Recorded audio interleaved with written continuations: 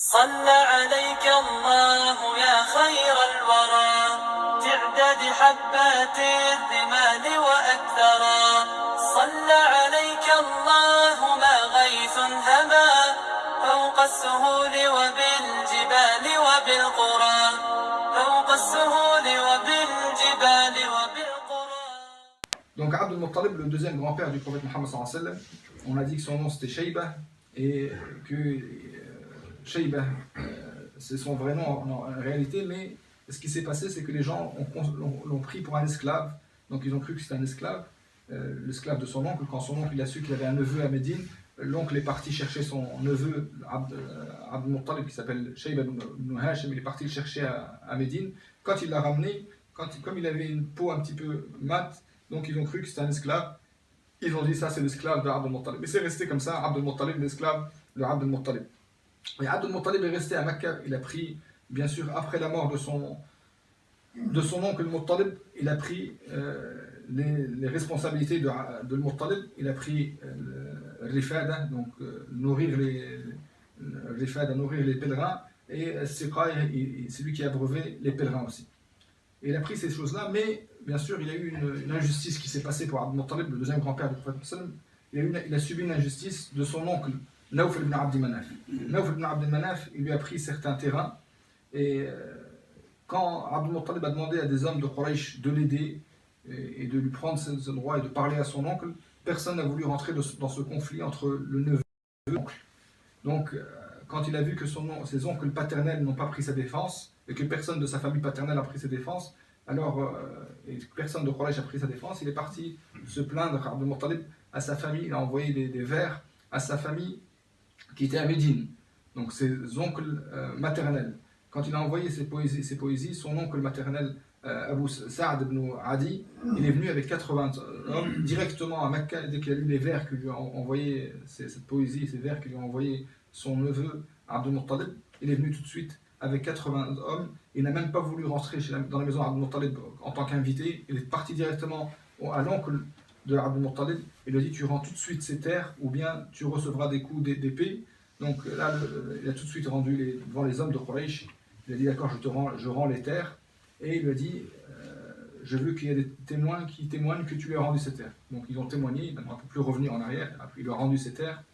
Et Abd al-Muttalib, l'oncle d'Abd al-Muttalib est resté à Mecca 3 jours, il a fait l'Umrah et il est revenu à Médine. Et c'est comme ça qu'on voit, subhanallah, les Médinois, ils ont ce secours de l'injustice et aider l'injustice. Même avant la prophétie, on voit que subhanallah, ces Médinois, ils viennent jusqu'à Mecca, 80 Médinois viennent et font le voyage jusqu'à Mecca pour défendre une injustice. Et c'est eux qui vont après accueillir le prophète Mohammed sallallahu alayhi wa sallam. Ces Médinois, c'est eux qui vont après accueillir le prophète Mohammed sallallahu alayhi wa sallam à Médine. Vous voyez, on voit déjà dès le départ, avant même l'arrivée du prophète sallallahu alayhi wa sallam, on voit le comportement des Médinois et cette bonté qu'ils ont les Médinois, et le fait qu'ils n'aiment pas l'injustice et qu'ils font tout pour sauver une injustice qui a été commise sur leur neveu. Donc,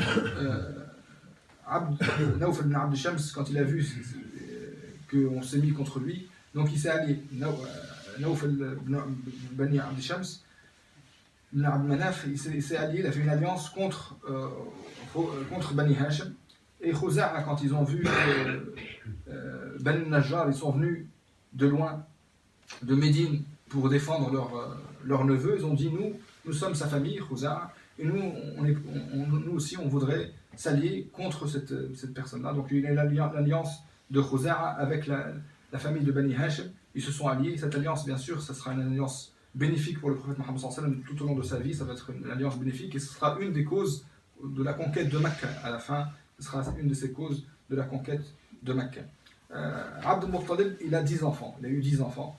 Bien sûr, il ne les a pas eu dès le début. Au début, il n'avait qu'un seul fils. Puis il y a l'histoire du creusement du puits de Zamzam.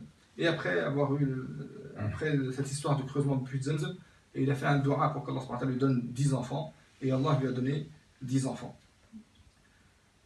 Quelle est l'histoire de Hafr bin Zamzam, le creusement du puits de Zamzam?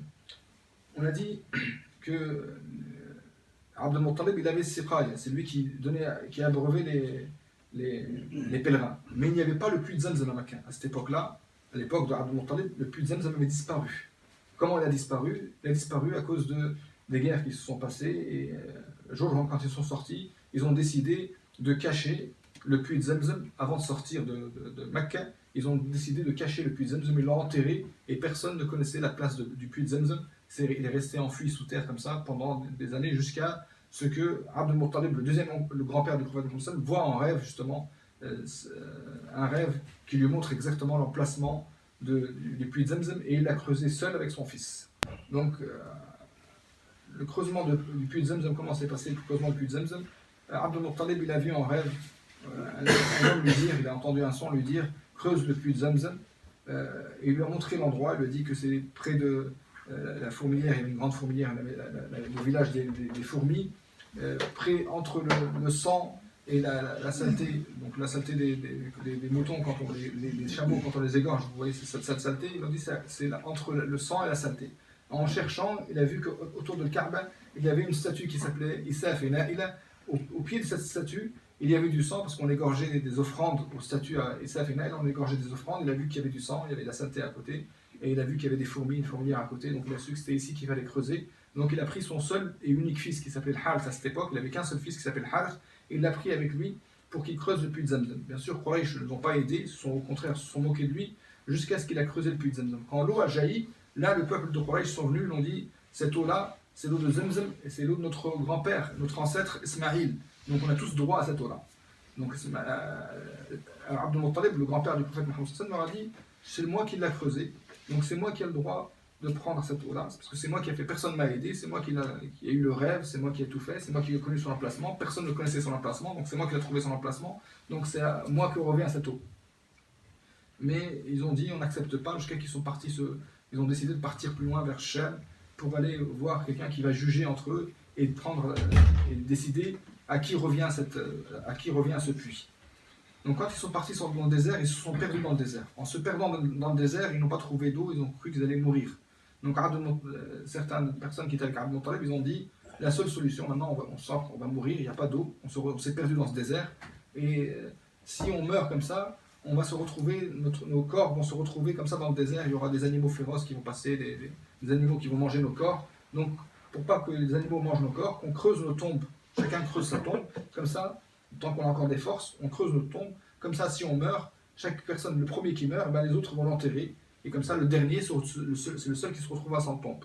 Tout le monde aura une tombe au moins, et il n'y aura qu'un seul qui n'a pas de tombe, c'est mieux que se retrouvent tous comme ça, sans tombe. Et en s'asseyant comme ça dans leur tombe, ils ont creusé leur tombe, ils ont entendu la mort, et d'un coup ils se sont dit, mais c'est bête de rester comme ça, à attendre la mort. Là, au moins on doit prendre des causes, on doit essayer de faire des choses, on doit essayer de bouger, essayer de trouver une solution, essayer de trouver de l'eau, mais rester comme ça, à attendre la mort, c'est pas sage. Donc la sagesse veut qu'on cherche, au moins qu'on fasse l'effort, et ne pas mourir. On n'accepte pas, il ne faut pas accepter la mort comme ça, tout simplement. Donc ils ont décidé de se lever et de partir chercher l'eau. En se levant et en demandant à le chameau de se lever, en levant son chameau, dès que son chameau s'est levé, une source d'eau a jailli sous les pieds du chameau de Abd al-Muttalib. Et tout le monde s'est jeté sur cette eau-là, ils ont bu de cette eau-là. Puis il leur a dit, ben, on continue leur chemin. Ils ont dit, non, on ne continue pas le chemin. Maintenant, on sait que celui qui a fait jaillir cette eau pour toi, ici dans ce désert, c'est lui qui t'a permis de creuser le puits de Zamzam. Personne ne te demandera le puits de Zamzam. Tu peux revenir à Mecca, on reviendra à Mecca, Inch'Allah, et il n'y a pas de problème. Donc ils sont revenus, ils ont retrouvé leur chemin à Mecca, ils ont pris de l'eau, et ils sont revenus à Mecca. Ils ont décidé de laisser ce puits pour Abd al-Muttalib. Donc celui qui a abreuvé les pèlerins, et qui maintenant c'était beaucoup plus facile. Avant c'était les difficultés parce qu'il n'y avait pas le puits de Zamzam. Maintenant c'est beaucoup plus facile d'abreuver les pèlerins pour Abd al-Muttalib. Donc il abreuve les pèlerins avec le puits de Zamzam. Et en même temps il nourrit les pèlerins. Ça c'est pour le puits de Zamzam. Bien sûr, quand il a creusé le puits de Zamzam, Abd al-Muttalib, il a dit, oh Allah, je n'ai qu'un seul fils, qui est le Harith. Si tu me donnes 10 enfants, j'en égorgerai un pour toi. Et Allah lui a donné 10 enfants. Après plusieurs années, Allah lui a donné 10 enfants. Il avait 3 enfants de la même mère, Abdullah, Abu Talib et Zubayr, et 2 autres enfants qui étaient de la même mère aussi, l'Abbas et Dhirar. Hamza et Muqawwam étaient de la même mère aussi. Abu Lahab était d'une mère tout seul, à part. Le Harith aussi, il avait une mère à part tout seul. Et le Ghaïdaq aussi, il avait une mère à part. Donc voilà les oncles du prophète Mohammed, et le père, Abdullah, c'était le père du prophète Mohammed. Voilà, ça c'est les enfants de Abd al-Muttalib. Donc les enfants d'Abd al-Muttalib, Abd al-Muttalib a décidé, après avoir eu la chance d'avoir 10 enfants, il a décidé d'en égorger un pour Allah subhanahu wa ta'ala. Donc il a pris Abdullah, il a décidé d'égorger Abdullah pour l'égorger pour Allah. Et il a appliqué ce nadr qu'il a fait pour Allah subhanahu wa ta'ala. Donc, en prenant son fils, bien sûr, pour l'égorger, tout le peuple de Quraysh était contre lui. Tous les Qurayshites étaient contre lui en disant comment tu égorges ton fils, ton seul fils, pas ton seul fils, mais ton fils, comment tu l'égorges, Abdullah, alors que c'est ton beau-fils, c'était un jeune qui était très beau, qui était très aimé à Quraysh. Alors ils lui ont dit, la seule chose, c'est de partir voir la voyante, elle trouvera une solution. Alors ils sont partis voir la voyante qui était à Mecca. Elle leur a dit, la voyante, prenez 2 bâtons, écrivez dessus